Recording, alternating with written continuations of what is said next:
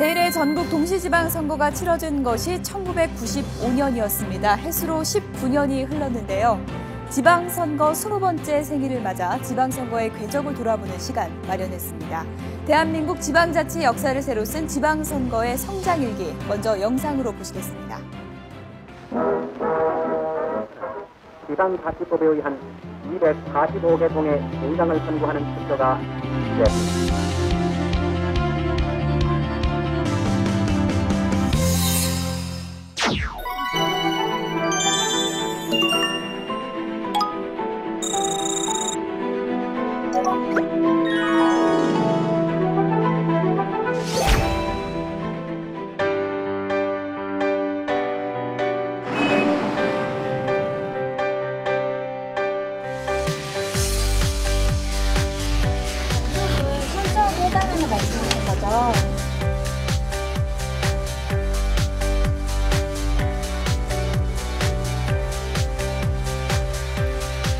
시민들 편의 사항 같은 것도 더 발전되게 더 하고 그런 생각을 많이 할 수 있는 주위 사람들도 그렇게 권유를 하고 그러는 것 같아요.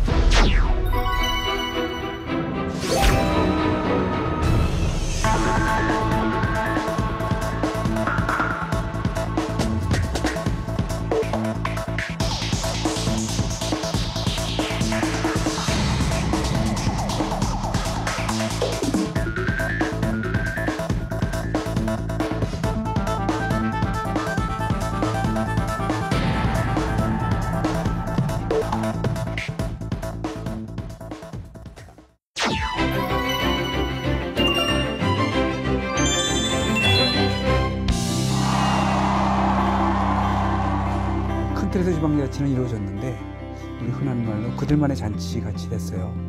지방에서는 단체장과 지방의 의원들만의 자치인 듯 보여지고 이제 반대로 얘기하면 주민 참여가 그만큼 이루어지지 않은 거죠.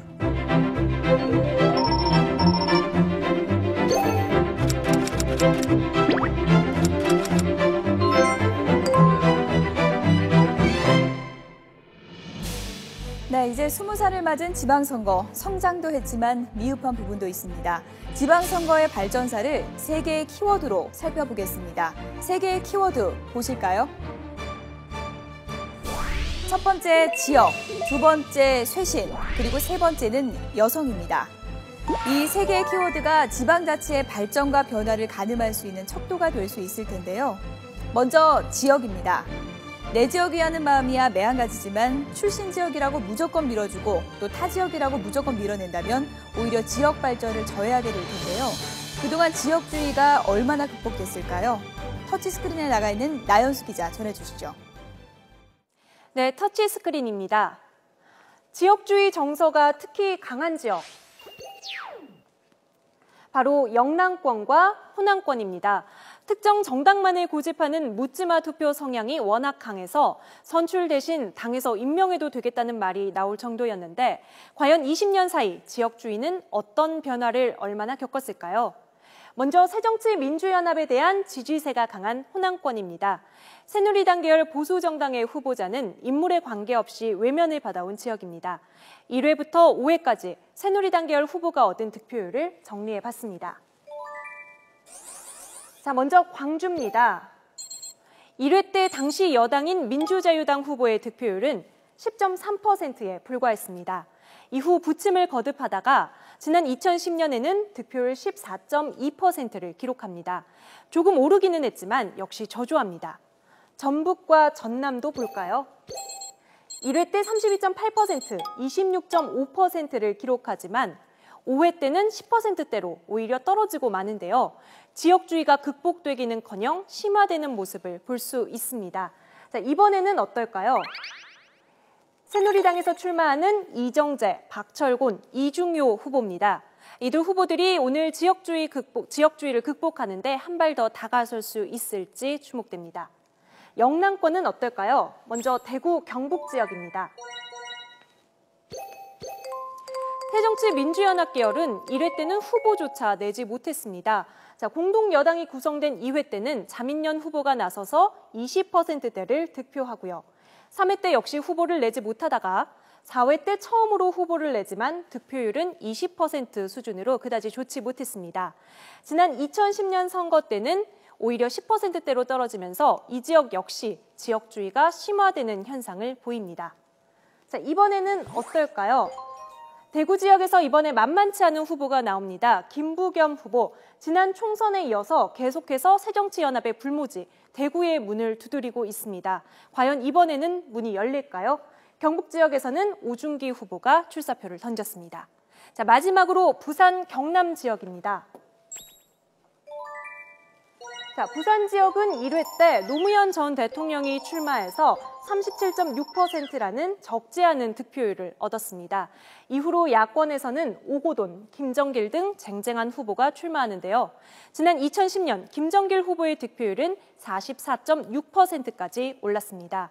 부산 민심은 아직 단 한 번도 야권 시장을 허락하지 않았지만 그래도 과반을 바라보는 선까지 올라간 겁니다. 자, 경남에서는 이변이라고 할 만한 성적을 거두는데요. 바로 지난 선거에서 무소속 야권 후보인 김두관 전 지사가 당선된 겁니다. 후보도 내지 못하던 시절에서 10% 지지율에 그친 불모기를 지나서 처음으로 야권이 깃발을 꽂게 된 겁니다. 이 때문에 이번에도 부산과 경남 지역에서 야권 후보가 거둘 성적에 관심이 높습니다. 이번에 출마하는 후보들을 보겠습니다. 자, 부산 지역에서는 오거돈 후보가 출마합니다. 무소속이긴 하지만 범야권 단일 후보라는 점에서 오늘 거둘 성적이 주목됩니다. 자, 경남 지역에서는 김경수 전 청와대 비서관이 홍준표 지사와 맞붙습니다. 지금까지 터치스크린에서 지역주의 극복 성적표를 전해드렸는데요. 이번에는 가상 스튜디오 연결해서 쇄신의 성적표 살펴봅니다. 안보라 앵커. 네, 가상 스튜디오입니다. 선거철마다 각 정당은 쇄신을 외칩니다. 쇄신의 척도에는 정책과 공천 등 여러 가지가 있을 수 있지만 눈에 띄는 것 가운데 하나가 젊음 그리고 참신함입니다. 물론 세대 교체를 쇄신으로 바로 잇기에는 무리가 있을 수 있습니다. 하지만 적절한 세대 교체는 낡은 정치권의 이미지를 탈바꿈시키는 선의의 도구가 되기도 합니다. 그렇다면 지난 20년 동안 지방자치 주역들은 얼마나 젊어졌을까요? 광역단체장 출마 후보를 기준으로 연령대별 후보자의 분포를 살펴보겠습니다. 1회 선거가 치러진 95년에는 50대 후보자가 가장 많았습니다. 40대는 5명에 불과했는데요. 후보자 연령대 변화를 볼까요? 한눈에도 50대가 줄고 40대가 늘어난 것을 알 수 있는데요. 7배 정도 많던 50대 후보자가 40대 후보자와 거의 비슷해진 겁니다. 또 30대 후보자도 등장했습니다. 지난 5회 지방선거의 후보자 평균 연령은 55.1세로 20년 동안 후보자의 연령 평균은 2살 정도 젊어졌습니다. 이번에는 어떨까요? 40대 후보자는 20명으로 늘었고 50대 후보자도 21명으로 역시 1명밖에 차이가 나지 않습니다. 평균 연령은 55.1세로 같습니다. 그럼 당선인은 어떨까요? 40대와 50대만 놓고 보면 1회 때는 역시 50대가 압도적으로 많았지만 지난 5회는 40대와 50대 당선인 수가 이렇게 같아졌습니다. 반면 60대 당선인의 증가로 평균 연령은 오히려 2살 가까이 늘어난 것을 볼 수 있습니다. 이번에도 역시 쇄신을 하겠다며 정당마다 후보 경쟁이 치열했는데요. 결과가 기대됩니다. 스튜디오 나와주십시오. 네, 지역주의와 쇄신으로 보는 우리 지방선거 두 기자가 전해드린 내용 간단히 좀 정리를 해보면요. 먼저 지역주의, 부산과 경남에서는 상당한 성과가 있었습니다. 열심히 극복 중이고요. 대구, 경북과 광주, 전라 지역은 성적이 그다지 좋지 못했고 대부분의 지역은 오히려 심화됐습니다. 이번엔 쇄신 측면을 함께 알아볼까요? 후보자의 연령을 좀 보겠습니다. 56.9세에서 후보자의 연령이 55.1세로 젊어졌다는 걸 확인해 볼 수 있고요. 그리고 후보자와 당선인 모두를 봤을 때 40대가 늘고 그리고 50대는 줄었다는 것을 확인해 볼 수가 있습니다. 마지막으로 여성입니다. 남성의 전유물로 여겨졌던 한국 정치와 행정, 20년 동안 얼마나 달라졌을까요? 한명숙 전 총리와 나경원 전 의원, 강금실 전 장관, 굵직한 여성 정치인이 서울시장 후보로 나와 남성 후보들과 쟁쟁한 대결을 펼쳤습니다. 실제로 지방자치 무대에서 활약하는 여성 행정가는 얼마나 될까요? 먼저 광역단체장 선거에서는 많지는 않아도 앞서 언급한 후보들과 같이 거물급 여성 정치인들이 도전장을 내밀었습니다. 하지만 결과는 좋지 않았는데요. 아직까지 여성 광역단체장은 한 명도 나오지 않았습니다. 기초단체장은 지난 2006년부터 여성 후보자들이 눈에 띄게 증가합니다. 정당 공천이 시작되면서부터인데요. 이번에도 여성 후보자들이 많습니다. 그러면서 당선인도 조금씩 늘기 시작하는데요. 하지만 전체 기초단체장의 3%도 안 됩니다. 여성들에게 행정 전문가는 여전히 좁은 문이라는 것을 알 수 있습니다. 지난 5회 선거 이후 또 4년이 흘렀습니다. 대한민국은 그동안 여성 대통령도 배출을 했는데요. 과연 이번에는 얼마나 많은 여성들이 지방자치 무대에 진출할 수 있을지 주목됩니다.